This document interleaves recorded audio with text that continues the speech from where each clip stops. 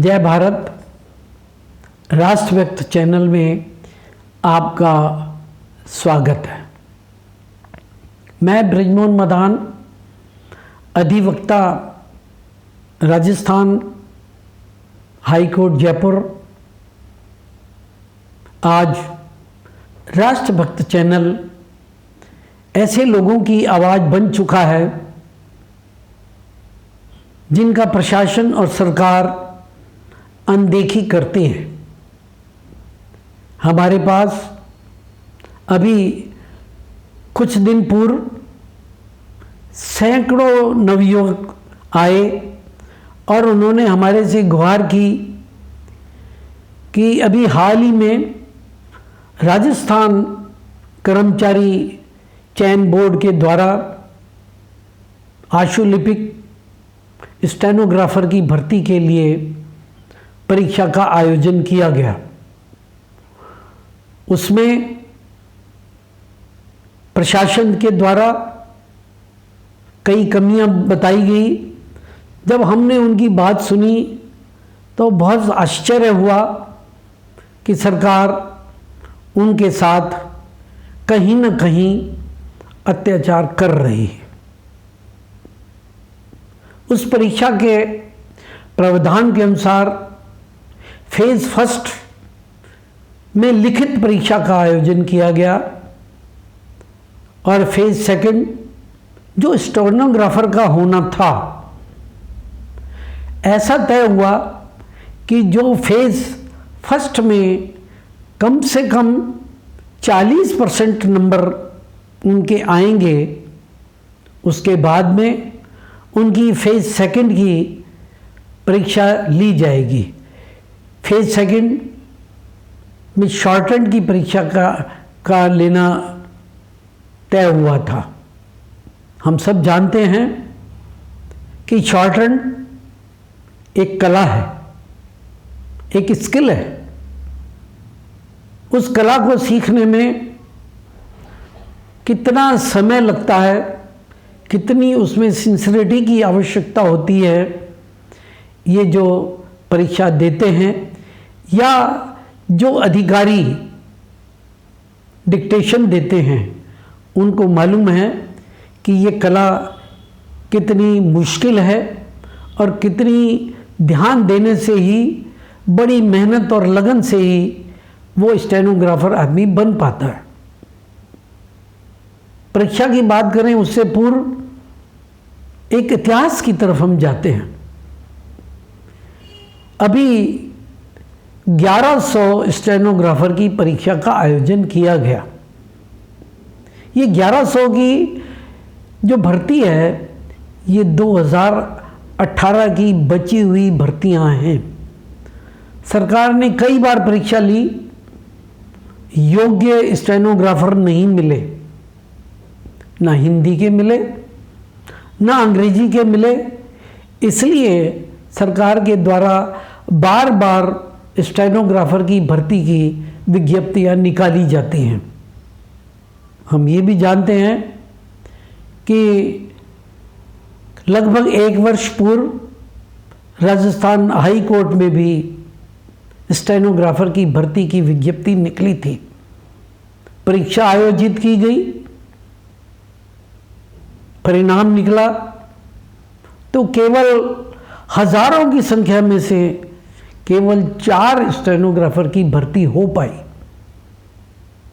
ये मेरे कहने का तात्पर्य ये है कि स्टेनोग्राफर की मिलना बहुत मुश्किल है।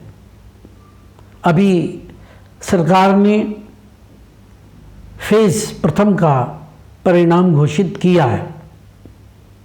फेज़ प्रथम में जो प्रावधान था कि एक अभ्यर्थी कम से कम 40% अंक पाएगा तो उसकी सेकंड फेज़ की परीक्षा ली जाएगी, जबकि स्टेनोग्राफर का जो बेस है, जो आधार है, वो सारी शॉर्टहैंड है। फेज़ प्रथम में चाहे 40% नंबर आए, चाहे 80 आए, चाहे 70 आए, वो उसकी योग्यता का प्रमाण नहीं है। योग्यता का प्रमाण है स्टेनोग्राफर का उसकी शॉर्ट हैंड की स्किल, उसकी शॉर्ट हैंड की योग्यता। लेकिन सरकार ने फेज प्रथम को ही इतना महत्व देके उसके साथ अभ्यर्थी के साथ एक धोखा किया जो न्याय संगत नहीं है, ना व्यवहारिक है, कि उसको सेकंड फेज का परीक्षा में अपीयर होने का, दाखिल होने का मौका ही नहीं दिया गया। मैं बार बार यहाँ उद्देशित करना चाहता हूँ कि शॉर्ट हैंड की योग्यता, उसकी शॉर्ट हैंड की स्पीड है, उसकी योग्यता है, बजाय इसके कि वो उसको विज्ञान की जानकारी है कि नहीं, भूगोल की जानकारी है कि नहीं, हिंदी के समाज की जानकारी है कि नहीं, पर्यायवाची शब्दों की जानकारी है कि नहीं, होना वो भी आवश्यक है, लेकिन एसेंशियल नहीं है। एसेंशियल उसकी शॉर्ट हैंड की योग्यता होनी चाहिए।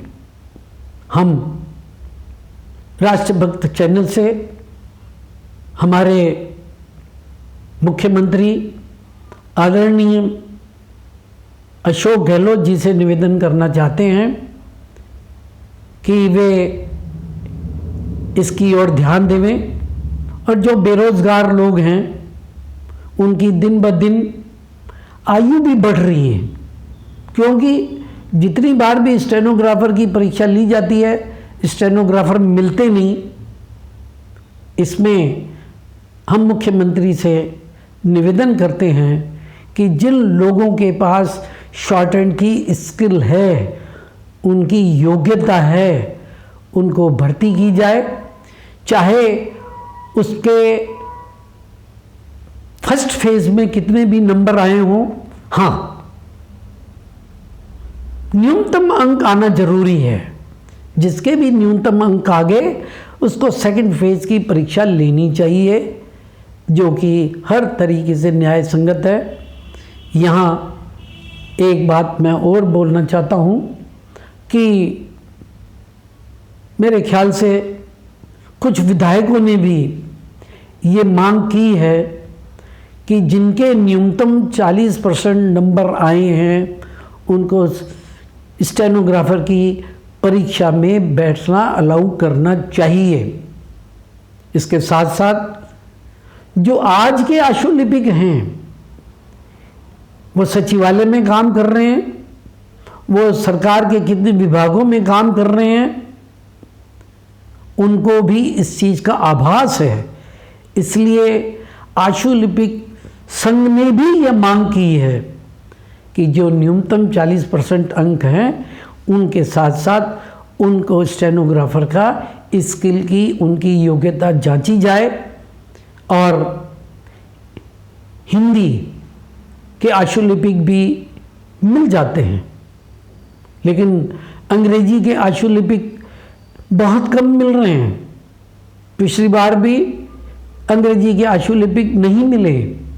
इसलिए राष्ट्रभक्त चैनल सरकार का ध्यान इस ओर भी दिलाना चाहता है कि आशुलिपिक जो अंग्रेजी में हैं, जो हिंदी में हैं, उनकी भी जो योग्यता की सूची है अलग बनाई जाए और उनके साथ न्याय की जाए।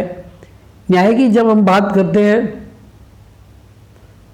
तो कहने वाले ये भी कह देते हैं न्यायालय में चले जाएं, न्याय मांगें। वो बेचारे पहले तो बेरोजगार हैं, अपनी परीक्षा देने के लिए मोटी मोटी फीस देते हैं, इतनी मेहनत करते हैं, उनका चयन केवल इस आधार पे नहीं हो रहा कि उनके फेज फर्स्ट में नंबर ज़्यादा नहीं आए। मैं पुनः इस माध्यम से ये कहूँगा न्यायपालिका को भी ऐसे बेरोजगारों को का समर्थन करते हुए सुमोटो इस पर विचार करें और उनको न्याय दिलाने की कृपा करें। धन्यवाद, प्रणाम।